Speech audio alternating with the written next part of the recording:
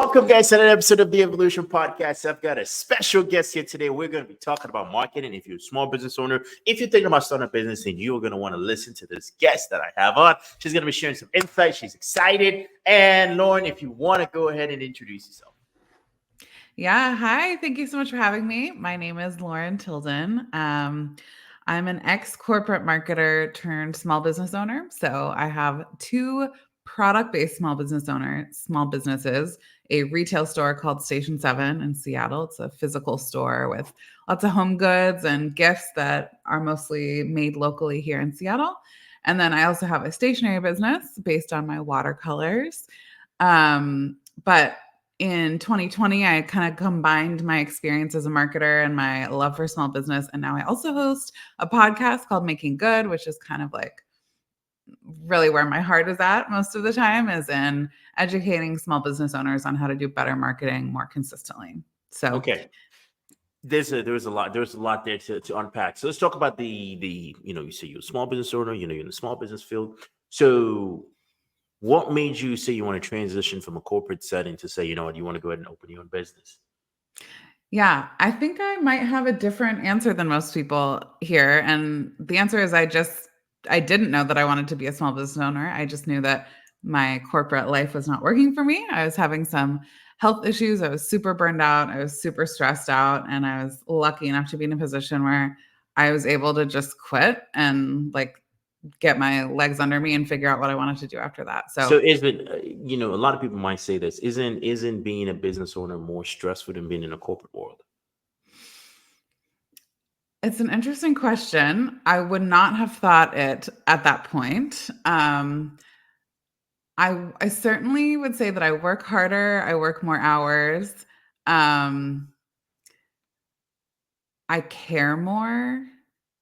But I work for myself ultimately, and I don't know. I think the fact that my heart is so in what I'm doing just changes it. Okay, so was it more or less a thing of, was it the fact that you didn't have that fulfillment when you were in your corporate setting? Yeah. Was it more of a setting where what was the gig? What were you doing in the corporate world? I was a marketing director for a small business not a small business, media company in the market research industry. So we ran innovation conferences. We had a directory for market research agencies. And prior to that, I worked for a market research company. Okay, so now how did that? I'm very curious. So how does that transition? how did that? I'm very curious to this one. So how did that transition into helping you to now running your own business? You have the retail store and you have the stationery, platform as well. Yeah. So when I left, I really had no plans except that I wanted to do things differently. I wanted to feel better every day. And so I started playing around with watercolor, and I was actually on a business trip in Guatemala. And I was in Mexico City for work, and then I went to Guatemala for fun and spent like 4 days teaching myself watercolor and just lost myself in the time. And just little by little, I started selling my station. I would make these watercolor quote greeting cards, and I'd sell them to my mom's store, and they sold. People really liked them. So I kept making them more and more.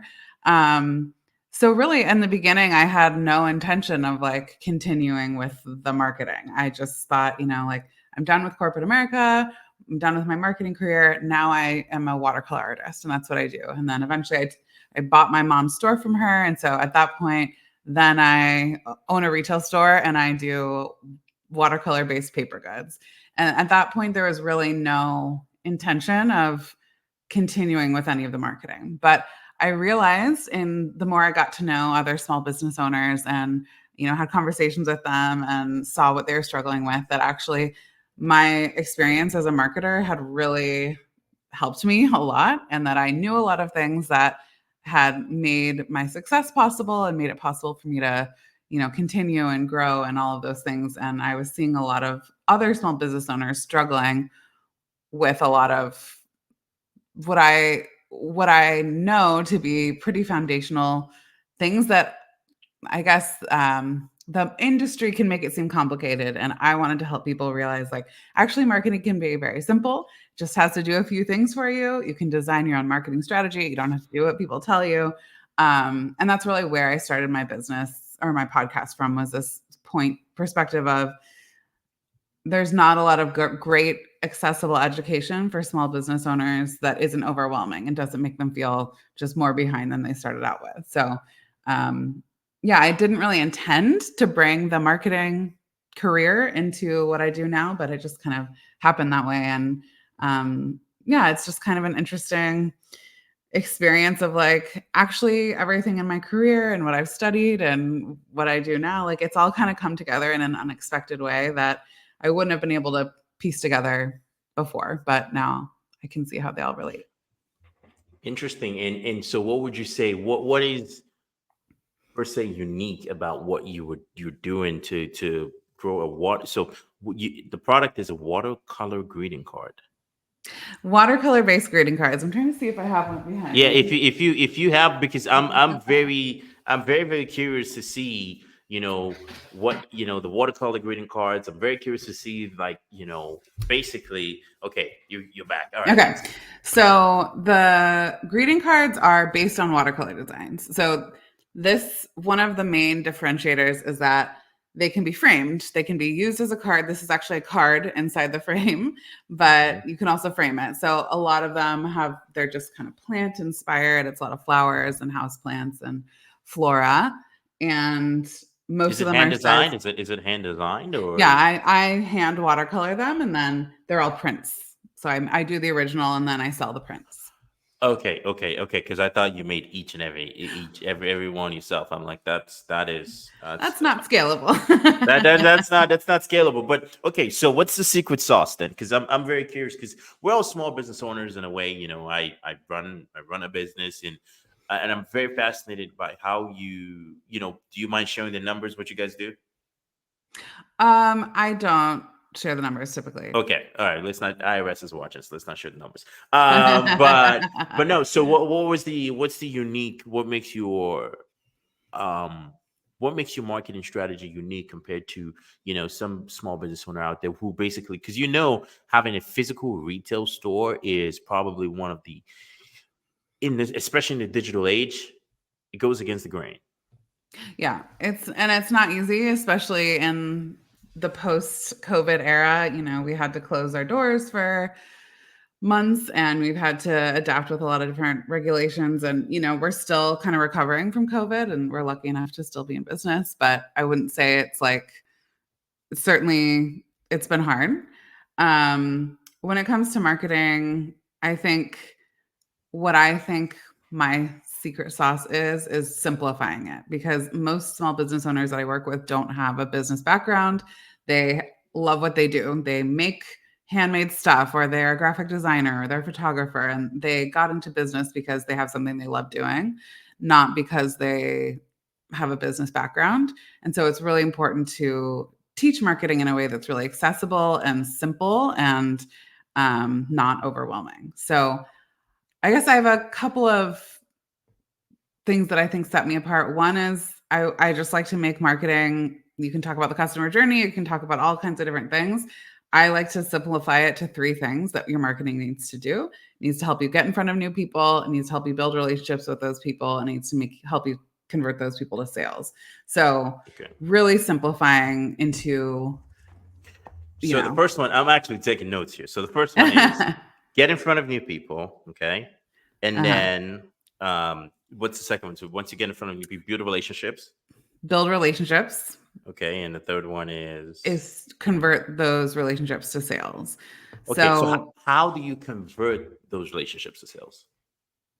Well, so let's go through. I have a great process for building a marketing strategy and a marketing plan that I think will answer this question. So what I find with most business owners is that when they set out to create a marketing plan, they look at what everyone else is doing. They try to kind of cobble together what they think they should be doing, or they find someone with like a copy paste marketing strategy online and they try to do that. And that is not going to work for any of us, because we need to create marketing strategies that are based on what our actual goals are. So step one in creating a marketing strategy and a marketing plan that is actually going to help you achieve your goals and that you'll stick to is knowing what your goals are. So marketing can help you do all kinds of different things, specifically for product-based businesses, which are a lot of the people that I work with and that I speak to. Your goal might be to sell more through your online website. Your goal might be to get your products in 50 stores by the end of the year. Your goal might be all kinds of different things. And if you're not clear on what your primary goals are, and I like to say like 1 to 2 goals, not like 5 to 10, but really getting narrowed in on what your goals are.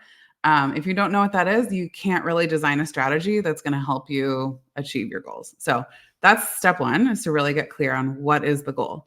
Step two is really to get clear on a few foundational things about your business, which we can make all future marketing decisions based on. So I call these the 3 key questions. One is, who's your ideal customer? And so this is like, who is the perfect person that you want to work with over and over again? A great way to answer this is to think about people you've worked with in the past, or there's a past client, or it's a customer who just like gets it. You don't really have to sell too hard to them. They love what you're all about. They resonate. You love the experience of working with them. You just want to clone them and work with them over and over again. And the better you can get to know the profile of that person, the better your marketing can be. And I really focus on like psychographics, which means aside from like demographics, like where do they live? What's their age range? I think more about what's going on in their head. What do they care about? What excites them? What keeps them up at night? What are their aspirations? Also their behaviors and their interests. What's the first thing they do when they pick up their phone in the morning? What apps do they use? Where do they get the news? Where do they, when they're on their lunch break and they're bored, like what are they doing? What are their favorite influencers to follow? So the better you can know your ideal customer, the more specific you can get, the better your marketing can be. So that's the first key question to really start with as the foundation to your marketing is, Okay, who's your ideal customer? So let's unpack a few there. Let's Yeah. unpack a few there. Okay, so clear cut goals. We need 1 or 2 goals. So okay, let's say we run a software company, right? We say, okay, hey, we need 100 new users each month, right? Hypothetically. And then the second thing is we need to stock. Just me making a joke. We need to stock the clients and make sure we know exactly down to when they even like go to sleep. Like, hey, okay, we know at 9:15 p.m. they're going to sleep. No, I know I'm making a joke, but I mean that I think it's 100%. You know what's interesting? You've been saying that. So side note, because someone is watching this is probably like scratching your head, like Emmanuel, let her finish. But but no, the side note is and then we continue on. But we're doing a webinar. We're going to be doing a webinar February 26th of 2024. So you're watching this right now. There's going to be a link to also sign up for the webinar as well. And so we're going to be doing an ad for it, right? So, we're doing organic. We're getting people to register organic, but I want to get at least 300 to 400 people on the webinar. And so I was talking to the media buyer, and I was like, hey, we need to call out a specific person. Like I need to be like, you sitting on the toilet at 4 a.m. in the morning right now, listening to this. But he's like, you don't know who's going to sign up. You can't be, you have to go broad. I'm like, no, we got to go niche. And then it's like, we're kind of going back and forth. And then he's like, well, if you want to go niche, then you got to tell me exactly who. And let's just say I haven't been able to figure that part out. But that's I digress. But just saying, like, guys, it's key. You got a new ideal customer. My bad, I interrupted there. But yes, as you were saying. No, yeah, that's great. And I think in the long run, knowing who your ideal customer is and being really specific, it actually saves you money because you're not going to be wasting your money buying ads that go to people who are not actually the people who are going to sign up for the webinar and end up there. So specificity, especially with something like advertising, is so important when it comes to your ideal customer. But there's another question I have for you, because most business owners, when they go in, they don't know who the ideal customer is. They just know the product and the service that they offer. Mm-hmm. Yeah. So, well, let's get to the second 2 questions I think will help with this. But so the first one is, who's your ideal customer? The second question to get clear on is, what do you have to offer? Which marketers call this your value proposition. So what is, like, in one sentence, what is the thing that your business, your offer, your product delivers for your customer? And I can give some examples if it's helpful. I want to get through all the content, but we could talk about what this looks like for Good Sheila, for example. But essentially, this is like a 1 to 2 sentence description of what does your product or offer deliver? How does it make the life of your ideal customer better? And then the third key question that you want to have answered is similar to a value proposition. So it's similar to what you have to offer, but it's what sets you apart. What makes you different from all of the other options out there? Whatever your industry is or whatever your category is, most likely your ideal customer has a lot of options. They can choose to buy from you or 10, 20, 50, hundreds, thousands of other possible businesses. So what is the thing that makes you different, that sets you apart from everyone else? One hesitation that I know that I had in the beginning and that a lot of small business owners have with this is like, okay, but I'm not the only one in the world who does anything. You know, maybe there's a few other businesses who also have vegan, organic, you know, skincare for oily skin. Or maybe, you know, there's a few other people who teach marketing in the way I do, where they really focus on simplicity and accountability and consistency. I say that's okay. Like, what makes you different from 95% of the other options? That is what sets you apart. That's what marketers would call your unique selling point or your unique selling proposition. So we want to get clear on these 3 things before we go forward in designing our marketing strategy and designing, like, what is our content plan, essentially? What is our marketing that we're going to put out there in the world to reach more people, connect with them, build relationships, and ultimately convert those people to sales. So those are the 3 questions that I want to make sure that we're all clear on. And to your question, how do you know who your ideal customer is when you're first starting out? I mean, there's going to be a little bit of guesswork, and there's also the opportunity to choose. So if let me think of an example. Kind of depends on the use case. So depending on what industry you're working in or what kind of business you're starting, I think there's a couple of ways you can go about this. One, you can, like, from scratch, decide who you want to work with. So I want to work with people like this. I want to work with ex-corporate people who care about making a positive impact in the world and have sustainable businesses. If you know who you want to work with, you design everything around them. You design your products around them, your marketing around them. You have long interviews with them. You send them surveys. You pay them for, an hour of their time to sit down with you and get to know them inside and out as well as you can. And then you design things just for them. You design solutions to their problems. That would be option 1. Option 2 is you are creating things because you have this is more for, like, artists. If you're an artist or a maker and you just have a passion about creating a certain type of thing, then I would say you start with that. You create that, you put out your first collection, and you see who it resonates with. And when it starts resonating with people, you try to identify who are the people who are getting this, who are the people that this is really speaking to the best, who is it an easy sell for. And for those people, you want to get to know those people. So you ask them for an ideal customer interview, or you send them a survey, or you can even do simple things like Instagram stories, polls, and questions. Just the tiniest ways of getting to know your ideal customer are going to serve you in the long run when it comes to creating content and doing marketing that speaks to them. Interesting. Okay. So, I mean, I'll keep going, but stop me. Keep going. No, keep going, because I mean, but because you mentioned another thing you said something, you kind of just basically glanced at it, and you said creating content. Now, I don't know about your experience, but most business owners do not want to be on camera. On camera. They don't want to be on camera creating content. Like, yes, you see, like, I think it's an up and coming, but if you're working with more of, I would say more of a 38 and older kind of deal, you get into a point where like they're like, yeah, I don't want to be on camera. You know, Yeah. we work with most of because we work with business owners. We work with, oh yeah, and I always say, I'm like, hey guys, just create a video, go on YouTube. I even tell my personal trainer, he's watching this, and I tell my personal trainer, I'm like, dude, just go on YouTube. People are actually searching for this stuff.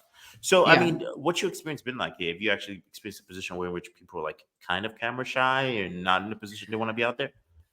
Oh yeah, and I mean, I raised my hand. Like, I don't do a ton of video personally, and so my answer is yes. The future of marketing seems to be tending toward video. Mm. But if the option is do no marketing because you don't want to do video, or do a type of marketing that isn't video that will still have some kind of traction, I say do whatever you're actually going to show up with consistently, basically. Mm. So there are other types of content that don't require you to be on video. You know, I do think it's important to show your face sometimes to let people kind of experience you as a person. So a little bit of video wouldn't hurt. But creating content is very, very important. And so if video is not going to work for you, there are other options. There's written content like a blog, like, you can create written content on almost any social media platform. And there's, of course, audio content. I have a podcast that I would love to introduce a video element, and I actually intend to at some point. But right now, my podcast, which has done awesome for me, has only ever been audio. Even when I interview people for it, I don't see their face. Like, we record fully audio. So it is very possible to create content and attract people through your content, even if it does not include video. Do I think video is a best practice? That certainly is like the trend right now, and certainly is what is getting served and what most of us spend a lot of time seeing when we're consuming content. Yes. Mm-hmm. But I do want people to be a big part of how I approach marketing is like, I want you to do it consistently. I don't want you to show up one time and then get overwhelmed because video is too intimidating, or I don't want you to make this elaborate plan that involves stuff you're not actually going to do. So if what you're going to do is write a blog post and send an email and create carousels on Instagram that don't involve your face or your video, if that's what you're going to do at this point, like I want that to be what you do. I think doing something is much better than nothing. Interesting. So, which makes me pose this question: What role do you think AI is going to play in the marketing world? I think it'll be very interesting. I don't know how fast it's going to evolve, how quickly it's going to be close to a human. Right now, I can very easily tell things that are AI generated and what is like very human and very from a person. And so what I think the role of AI is going to be, at least in the short-term future, is it's an opportunity to differentiate yourself by putting yourself in your content, whether that's your face or whether that's your personality really strongly, whether that's your opinions and your beliefs. You can train AI to kind of sound like you and to have ideas like you would have and to use the expressions that you would have. But right now, I most strongly resonate with content. And I think the content that tends to perform the best is, at least in my experience personally, is stuff that I've written that comes from a human, that comes from someone with like a heartbeat. So I think it's an opportunity to differentiate yourself at this point. I also think it's an opportunity to create more content. We've seen like an increase in volume that it seems to be needed in order to like really cut through to people. And what I personally am most excited about AI with is repurposing content. So taking something that I've written or put together that like has my heart and my opinions and my knowledge and expertise in it, really investing a lot of time and energy and love into one piece of awesome content, and then using an AI tool to split it up into 20, 30 other pieces of content, blog posts, LinkedIn posts, emails, Instagram posts, whatever, all the things, So that would be personally, like, at least right now, I'm not an expert in AI, so I'm happy to be corrected on how fast it evolves and gets better and more relevant. But yeah, that's where I'm at right now with it. Interesting. No, that's fascinating. But I mean, I think there's an AI tool out there called I'm not gonna obviously give him a shout out here, but it's a tool called HeyGen. Right? It's very fascinating. So this is why I'm saying it's fascinating in a sense is to you can make a full blown ad just like how we're talking or full blown 60-second video of yourself. Like we can record a video of ourselves and it just clones you and make a video of you. It's Mm. crazy. I don't know. So it's like it's insane for putting content out there. We have a few of our clients who do it for ads, and they're getting like it's insane. But I Yeah. personally, I am actually more scared of the implications of the fact as to you can clone anything, anybody. Yeah. You know, That's I don't know. interesting. That's just on my perspective. But I also think most people are going to use artificial intelligence as a crutch. They're going to use it. They're going to rely heavily on it, and there's not going to be a lot of authenticity. So, like for instance, Exactly. if you and I decided to we cloned our AI, made our AI clone, and did a podcast, right? Most Yeah. people are not going to know that. Most people are going to be like, "Well, that kind of sounds a little robotic," and Lauren is not smiling, and she's not as happy and bubbly as it typically is. And then everyone's gonna be like, "Oh yeah, that's not right." But no, that's Yeah. interesting. So, walk me through, the podcast. So, you've had the podcast since 2020? 2020. Yep. 2020. So I started it early in the pandemic and I'd been thinking about it for a while, but the pandemic is really what pushed me over the edge because I needed something to be really excited about. I had to close my store because social distancing and quarantine, and I just needed something to light me up, and creating content for the podcast really did that. And so my podcast, it's called Making Good, and it's all about doing better marketing as a way of making a positive impact. One of the things that really inspires me about small businesses, like probably everyone listening, is that most of us care about something beyond making money. Like, of course, we want to make money, but we also care about making the world better in some way. Um, we want to make our own lives better, but we want to make the world better too and make a positive impact somehow. And so I was so inspired by learning about so many different kinds of small businesses and seeing how they were all doing that.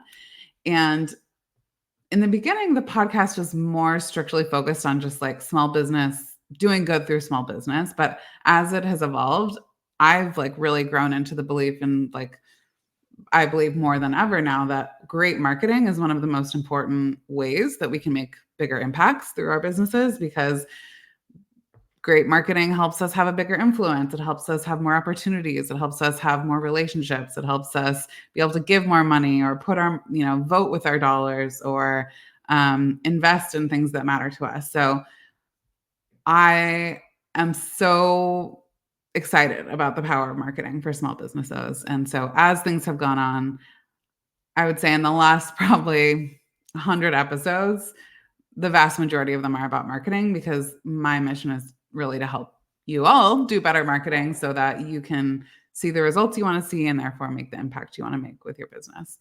So yeah, I've been going strong, at least one episode a week since 2020. Got over, I don't know, I think we're about it. I think episode 220 came out today, actually. So yeah, we're deep into it. Well, congratulations. I mean, 200 episodes in. I mean, geez, you're officially a professional now, a pro. We could say you've gone pro status. Thank you. Jeez. Because we're still very new in the game. We've only got, I think this is probably going to be our 40 by the time this is out, because we recorded 7 episodes in the past week. Wow. And Good for but you. yeah, by the time, but so the way we do our strategy is so I've done 3 or 4 today. And so we just record, and then because you know how the algorithm works. The day you stop posting content, bang, you go back to the Yeah. bottom of the list. So I tip my hat off to you there. But back in the marketing strategy, though, I want to ask you a question. How important would you say branding? How important of a role would you say branding plays? Um, Very important, but branding, I think, when people hear the word branding, they think logo, they think fonts, they think colors, and I do think those things matter. When I think about branding, what I'm really thinking about is repetition. And this is actually a really important point that a lot of people think about totally wrong, in my opinion. We hate repeating ourselves as people. Like, we hate feeling like we said something before, or, um, you know, wearing the same thing 2 days in a row, or whatever it is. We don't instinctively like to repeat ourselves. But in marketing and business, and like most of all in branding, repetition is everything. The more you can repeat yourself, the more you can be seen using the same colors over and over again, saying the same messages over and over again, talking about the same type of content over and over again, sharing the same values, talking about the same products. All of these things are how we get known and how we get remembered. So when I think about branding, yes, it's the visual elements, but there's a lot more to branding than that. It's also like, what are the messages that people need to hear over and over again and start to associate with your business and your brand? I think it's super important. And the way that I really focus on it, like, yes, have the basics nailed, have like a simple logo, have a couple colors you repeat over and over again, use fonts consistently. I don't think you need to go spend $10,000 to do this. Like, I think you can DIY a lot of it in the beginning if you keep it very simple. Don't try to overcomplicate it. But it's really all about knowing what you're about, knowing what you talk about, knowing what matters to you, knowing what your audience wants to hear from you, and then repeating over and over again, not being afraid to say the same things, talk about the same things, just reinforce your own key messages and key ideas through repetition. And that's, to me, what I think about when I think about branding, is getting clear on what I'm all about and just talking about it and being about it over and over again. I think it's super important. So now, how do you get over that feeling of, oh my God? Because I get to this. I will be 1,000,000% with you. I get to the position where I'm like, oh my God, I've already said this a million times, because my team was they were telling me, they said, so I made a story about the webinar. We had, a bunch of people go sign up, right? And Yeah. obviously the story disappears. And they go, hey, you need to make another story again. I'm like, dude, why? Why would I do it again? I already did. People already just saw this. They just saw this. They're like, yeah, you got to make it again. I was like, okay, well, can I just take a picture and then we'll just use a picture and do that? And they're like, it's kind of a position where, the more I think about what you say, is it might be, and I'm listening to you, and it's just resonating in my head. It's like, what you have to do is you have to do what you're uncomfortable with, right? Because Yeah. it might be repetition for me, but maybe it's the first time they're hearing it. Absolutely. So as part of my membership, I have a membership community for small business owners, and there's a daily podcast. And like, it's been going for 2 years. So there are hundreds of episodes that I've done. Sometimes I'll sit down to write an episode and I'll be halfway through and I realize I've already done this episode. I've literally already created an entire piece of content around this exact topic, and I don't remember. And I wrote it and I recorded it, and maybe I even edited it. I sometimes edit them, I sometimes don't. Sometimes I have help with that, but I've spent a lot of time with this exact piece of content in the past because it's came from me and I still don't remember. So if I don't remember half the content that I've created in the past, your audience for sure does not remember. And if they happen to remember, they really don't care. Also, even if they remember, there are statistics. I'd have to look up the exact one, but like, people need to see things over and over again till it really sits in with them, till they really remember it, till it really registers. And I'm sure we've all had this experience of like, you can get the same piece of advice from 6 different people, and finally, the last time is the time that it really sinks in with you. And it's because of repetition. So I think you totally nailed it when you said sometimes so much of business is about being willing to be uncomfortable. It's about being willing to put yourself on camera and invite people to the same webinar you've been inviting them to for the last week. It's being willing to talk about something over and over again at the risk of annoying people.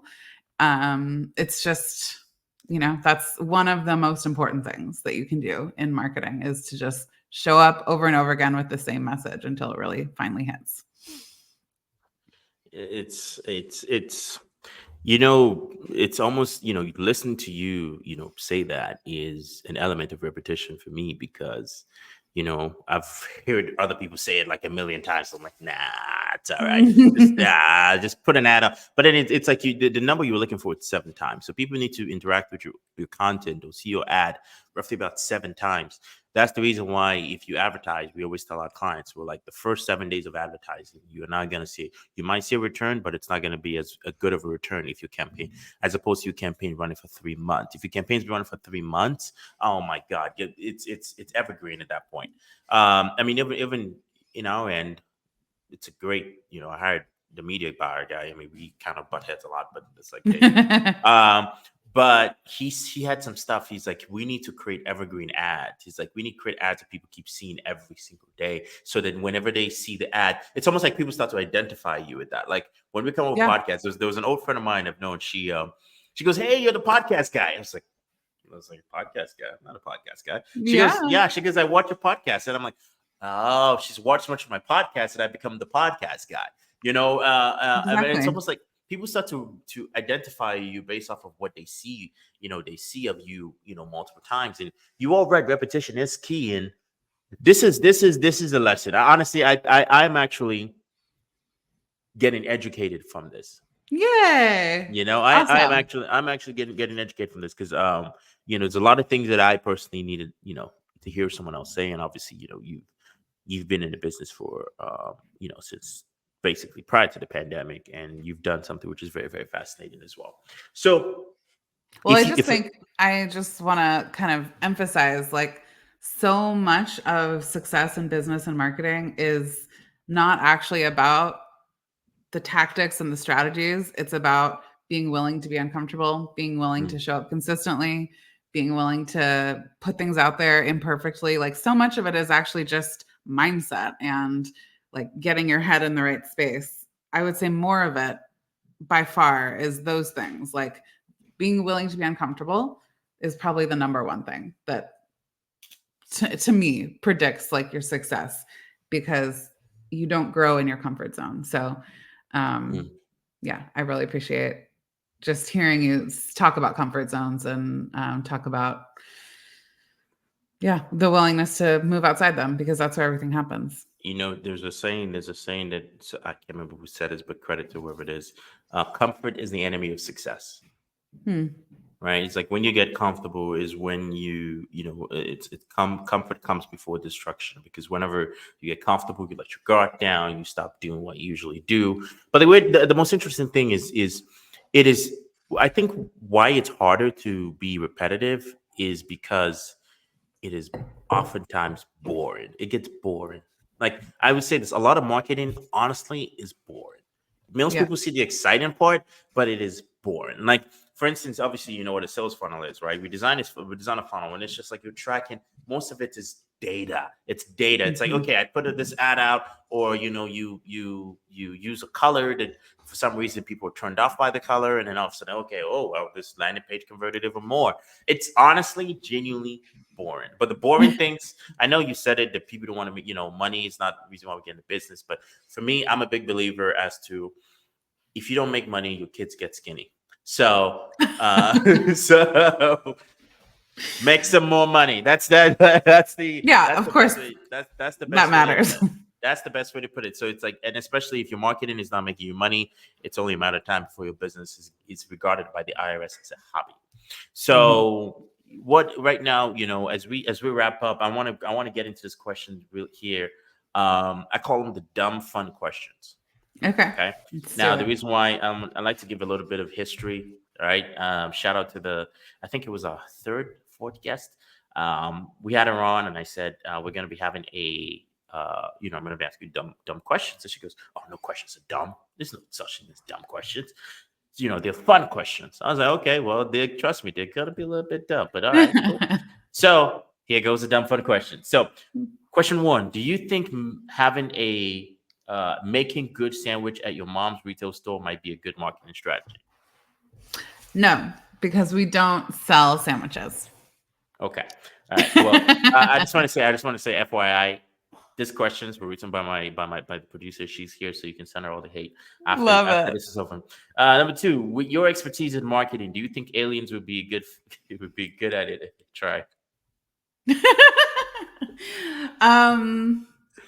You know, I don't know much about the aliens that we speak of, but I think anyone who is intentional about their marketing and is strategic, starts with their goals, knows their ideal customer, knows what they're all about. Like, I think anyone who has the foundation straight and who shows up consistently can be effective marketers. I don't think there's anyone that couldn't if you kind of follow the simple steps and you have the baselines nailed. So, very fun question. Okay, third one. If you had to market ice to Eskimos, how would you do it? I had to market ice to Eskimos. I think I would. So Eskimos have access to white or clear ice. I think I would make it fun. I'd make it colorful. I'd make it sparkly. I'd make it something where, buy the sparkly ice, build your Eskimo structures with sparkly ice, and you'll be the only one in town. I think that's how I'd do it. Okay, so okay, all right. Well, I love it. Well, that's been true. As we wrap up here, any last words you want to have for the audience? Yeah, I mean, I think we didn't touch a ton on this, but another thing that I think is so critical with marketing, especially people who don't have a marketing background, is just being willing to put stuff out there imperfectly. So showing up, doing the best you can, hitting publish, even if you wish it were better, doing that over and over again. Like, that is the only way to get better at anything, is to do it, even when you're not good at it in the beginning. So if I could give one superpower to anyone listening, that would be the willingness to put things out there imperfectly. And that, I think, all the magic happens in that imperfectionism. So do it imperfectly, see how you get better over time. And the results will flow. Awesome. Love it. So Lauren, where can people find you? Yeah, come listen to my podcast, Making Good, all about doing better marketing more consistently so you can make a bigger impact. That's just anywhere you listen to podcasts. You can search Making Good or go to Making Good Podcast. And then I mostly hang out on Instagram. So that's Lauren Tilden. Okay. All right, guys. So the links are going to be in the description to connect with Lauren. To also, if you want to join her thriving community, the links are also going to be in the description. So go ahead and click the description box to go ahead and connect with Lauren. If you're watching this on YouTube, do me a favor, go ahead and hit the like button. It's that button that's right there in the bottom left-hand corner right there. That looks like it's evasive, but it's right there. Trust me, it's not going to hurt you. Hit the like button, and then right next to it, it's a sibling, it's a relative. They cannot be left alone. So go ahead and hit the subscribe button as well. And if you're watching on Spotify, because we do video on Spotify, just hit the follow button, hit the give us a 5-star. And I always ask, you don't have to, but if you believe that this video added some sort of value to you, hit the share button, send it to one person. Okay. Send it to one person who you believe will get value from this, or send it to an ex-boyfriend, ex-girlfriend that you just want to let them know, like, hey, listen, you need this in your life right now. And then again, guys, that's pretty much it. Thanks again. As I always like to say, thanks again for everyone being on here.